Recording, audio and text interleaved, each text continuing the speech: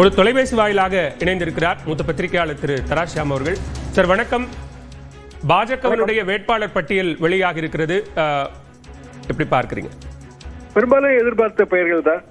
ஒருவேளை நாகர்கோவிலில் காந்தி அண்ணனுக்கு பதிலாக பொன்னாரை நிறுத்துவார்களோ என்று நினைத்தேன். ஆனால் மீண்டும் காந்தி அண்ணனுக்கே கொடுத்திருக்கிறார்கள்.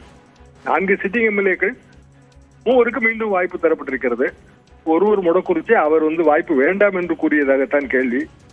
அண்ணாமலை அவர்களுக்கு சீட்டு இல்லை என்பது முதலில் இருந்தே தெரிந்தது. அண்ணாமலை நானும் அப்படி கேட்கவில்லை என்றும் சொல்லி வந்தார். அவருக்கான தொகுதி ஒதுக்கீடும் சரியாக அமையவில்லை. ஆனால் அண்ணாமலை தமிழ்நாடு தலைவராக தன்னை முன்னிறுத்திக் கொள்கிறார். அப்படி என்றால் எந்த தொகுதியில் வேண்டுமானாலும் போட்டி போட வேண்டும் அல்லவா? அது எதுக்கு சிங்காநல்லூர் இப்படி அவரை தன்னைத்தானே சுருக்கிக் கொள்கிறார் என்றுதான் எனக்கு புரியவில்லை. தமிழ்நாட்டின் அடுத்த முதலமைச்சர் வேட்பாளர்களில் தானும் ஒருவர் என்று அண்ணாமலை நினைத்தால் தமிழ்நாட்டின் எல்லா தொகுதிகளிலும் போட்டியிட வேண்டும். ஆண்டிப்பட்டியாக இருந்தால் என்ன, அம்ஜிகரியாக இருந்தால் என்ன, எல்லா தொகுதியிலும் போட்டி போடலாம்.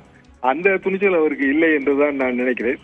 மற்றபடி பாரதிய ஜனதாவின் வேட்பாளர் பட்டியல் வெற்றி வாய்ப்பு என்பது அதிமுக அளிக்கிற ஒத்துழைப்பை பொறுத்தது. எடப்பாடி பழனிசாமி அவர்களை பொறுத்தவரையில் பெரும்பாலும் அவர் பாரதிய ஜனதா வேட்பாளர்கள் அல்லது பாரதிய ஜனதாவுக்கு ஒதுக்கப்பட்ட தொகுதிகளிலே அவர் பிரச்சாரம் செய்யவில்லை என்பதுதான் உண்மை. இனிமேல் போக போக நாம் பொறுத்திருந்து பார்க்க வேண்டும் எப்படி இந்த பிரச்சார காலம் சூடு பிடிக்க போகிறது என்று. பெரும்பாலும் நான் பார்ப்பது தேசிய அளவிலான கட்சிகளோடு கூட்டணி வைக்கும் போது தேசிய அளவிலான பிரச்சனைகள் எல்லாமே நம்ம சட்டமன்ற தேர்தலில் எதிரொலிக்கும். உதாரணமாக FCRA, foreign contribution regulation act, அது கிறிஸ்தவ மைனாரிட்டி இன்ஸ்டிடியூஷன்களை பாதிக்கும் என்பதை முதலமைச்சர் எடுத்து சொல்கிறார். கிறிஸ்தவ மைனாரிட்டி இன்ஸ்டிடியூஷன்ஸ் வேறு யாருக்காவது விஜய் மாதிரியானவர்களுக்கு ஓட்டு போடலாம் என்று நினைப்பவர்கள் கூட இதன் மூலமாக மாறுவார்கள். அதிமுகவுக்கு ஓட்டே இல்லை என்று ஆகிவிடும். இப்போது பெரிதும் சர்ச்சைக்குள்ளாகி இருக்கிற பெண்கள் இடஒதுக்கீட்டு மசோதா, இப்படி தேசிய அளவிலான பிரச்சனைகள் எல்லாமே சட்டமன்ற தேர்தலில் எதிரொலிக்கும், கட்சிகளுக்கு பின்னடைவை ஏற்படுத்தும். அது காங்கிரஸ் கட்சிக்கும் பொருந்தும், பாரதிய ஜனதாவுக்கும் பொருந்தும். தேசிய கட்சிகளோடு உறவு வைத்துக் கொள்வதில் இருக்கிற சிக்கலும் இதுதான். வேட்பாளர் பட்டியலையும் காலதாமதமாக தான் வெளியிடுவார்கள். நல்லவேளை 2 தினங்களுக்கு முன்பாக வெளியிட்டு விட்டார்கள் என்று மகிழ்ச்சி அடைய வேண்டியதுதான். சியாம் சார், இதில் இன்னொரு அம்சம் பார்க்க வேண்டியிருக்கா? இப்போ அறிவிக்கப்பட்டிருக்கக்கூடிய வேட்பாளர்கள் அப்படிங்கிற தொகுதி வேட்பாளர்கள் 2ஐயும் சேர்த்து இந்த வாக்கு சதவீதம் என்பது அதிமுகவினுடைய வெற்றிக்கு உதவக்கூடிய ஒன்றாக இருக்குமா அப்படின்னு பார்க்கணுமா? அறிவிக்கப்பட்ட தொகுதிகளிலே பாரதிய ஜனதாவுக்கான வாக்கு சதவீதம் நான் பார்த்த வகையிலே 10 முதல் 15% வரைக்கும் இருக்கலாம். காரணம், பாரதிய ஜனதாவுக்கு நல்ல வாக்கு வங்கி உள்ள, நான் கன்னியாகுமரி டிஸ்ட்ரிக்டை விட்டுவிட்டேன். அது எப்போதுமே பாரதிய ஜனதா மற்றும் காங்கிரஸ் கட்சி ஆகிய 2 கட்சிகளின் ஒரு கோட்டை மாதிரி. அந்த காலத்துல கலைஞரே நமக்கு எல்லை என்பது நெல்லை வரைதான், குமரி என்றுமே நமக்கு தொல்லை என்றெல்லாம் சொல்வார். அது முதலில் இருந்தே அந்த பாலிடிக்ஸ் அப்படித்தான் இருக்கிறது. அதை விடுத்து பார்த்தால் 10 முதல் 15% வரைக்கும் இருக்கும். அதிமுகவுக்கு அந்த ஓட்டு டிரான்ஸ்பர் ஆக வேண்டும், அது ஒரு சிக்கல் இருக்கிறது. நம்ம தொடர்ந்து பேசலாம். இணைப்புல காத்திருங்க. நம்மோடு தொலைபேசி வாயிலாக இணைந்திருக்கிறார் திருமதி விஜயதாரணி அவர்கள். மேடம் வணக்கம். வணக்கம். வணக்கம், வாழ்த்துக்கள். விளவங்கோடு தொகுதியில வேட்பாளராக அறிவிக்கப்பட்டிருக்கிறீங்க, எப்படி பார்க்கிறீங்க? வெற்றி வாய்ப்பு எப்படி இருக்கு? வெற்றி வாய்ப்பு பிரகாசமாக இருக்கிறது. இங்க மக்களை சந்தித்துக் கொண்டிருக்கிறேன். எல்லாத்தையும் தாமரைக்கு வாக்குகள் சேகரிக்க சந்தித்துக் கொண்டிருக்கிறேன்.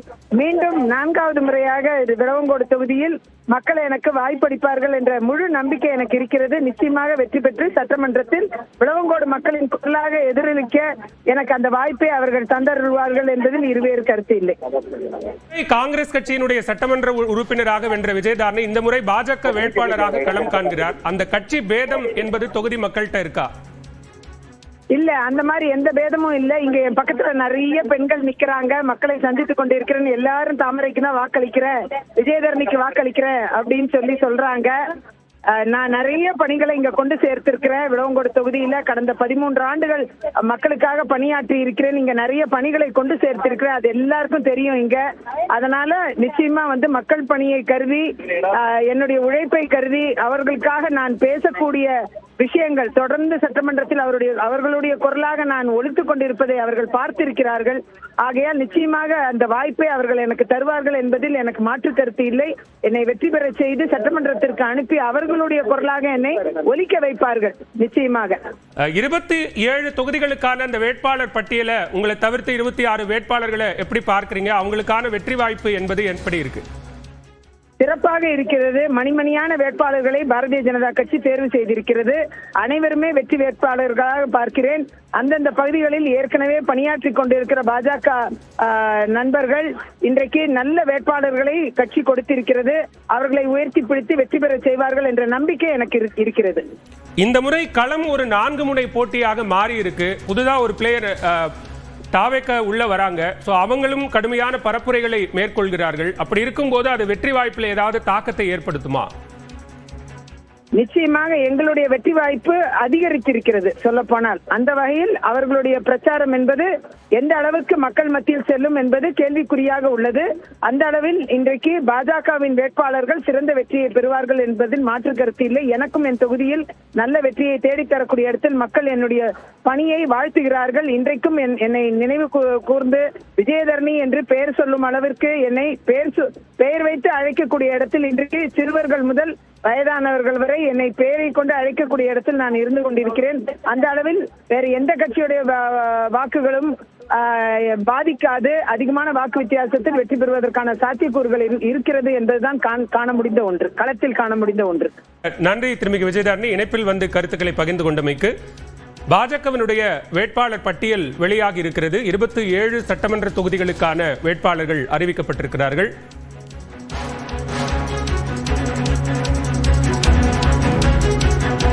அவினாசி தனி தொகுதியில் மத்திய இணையமைச்சர் எல் முருகன், மயிலாப்பூர் டாக்டர் தமிழிசை சவுந்தரராஜன், சாத்தூரில் தமிழக பாஜக மாநில தலைவர் நயினார் நாகேந்திரன், விளவங்கோடு தொகுதியில் விஜயதாரணி, கோவை வடக்கில் வானதி ஸ்ரீனிவாசன் வேட்பாளர்களாக அறிவிக்கப்பட்டிருக்கிறார்கள். உதகை போஜராஜன், தஞ்சை தொகுதியில் எம் முருகானந்தம், நாகர்கோவிலில் MR காந்தி, மானாமதுரை பொன் பாலகணபதி, மதுரை தெற்கு தொகுதியில் ராமஸ்ரீனிவாசன் உள்ளிட்டோர் வேட்பாளர்களாக அறிவிக்கப்பட்டிருக்கிறார்கள்.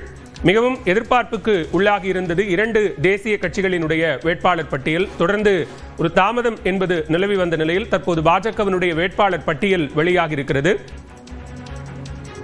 NDA கூட்டணியில் தமிழ்நாட்டில் அதிமுக தலைமையில் 27 தொகுதிகள் ஒதுக்கீடு செய்யப்பட்ட நிலையில் தற்போது வேட்பாளர்கள் பட்டியலை பாஜக தேசிய தலைமை அறிவித்திருக்கிறது. கடந்த முறை 2021 சட்டமன்ற தேர்தலில் 20 சட்டமன்ற தொகுதிகளில் போட்டியிட்டு 4 பாஜக வெற்றி பெற்றிருந்தது. இந்த நிலையில் 27 தொகுதிகளில் இம்முறை பாஜக களம் காண்கிறது. அதற்கான வேட்பாளர் பட்டியல் அதிகாரப்பூர்வமாக வெளியிடப்பட்டிருக்கக்கூடிய நிலையில் அது குறித்த விவரங்களை பார்த்துக் கொண்டிருக்கிறோம்.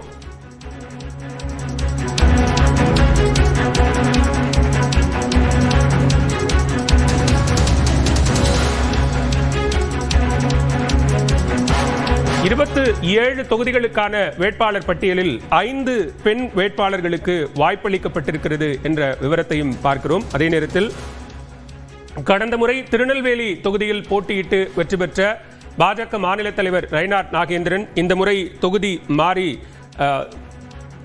சாத்தூர் தொகுதியில் போட்டியிடுகிறார். அதே போன்று வானதி ஸ்ரீனிவாசனும் தொகுதி மாற்றம் என்பது நடந்திருக்கிறது. அதே போன்று மற்ற வேட்பாளர்களின் விவரங்களை பார்க்கிறோம். மொடக்குறிச்சியில் கிருத்திகா சிவகுமார், தளி தொகுதியில் நாகேஷ்குமார், ராதாபுரம் தொகுதியில் பாலகிருஷ்ணன், திருப்பத்தூர் தொகுதியில் தென்னிந்திய பார்வர்ட் பிளாக் கட்சியின் KC திருமாறன் உள்ளிட்டோர் போட்டியிடுகிறார்கள். அதே நேரத்தில் தற்போது பாஜகவுக்கு ஒதுக்கப்பட்ட தொகுதிகளில் மற்ற வேட்பாளர்கள் மோதக்கூடியவர்கள் யார் என்ற விவரங்களையும் பார்க்கிறோம். அந்த வகையில் மயிலாப்பூர் சட்டமன்ற தொகுதியில் திமுக சார்பில் வேலு, பாஜக சார்பில் டாக்டர் தமிழிசை சவுந்தரராஜன், தமிழக வெற்றிக் கழகத்தின் சார்பில் வெங்கட்ரமணன் உள்ளிட்டோர் களத்தில் முக்கிய வேட்பாளர்களாக இருக்கிறார்கள்.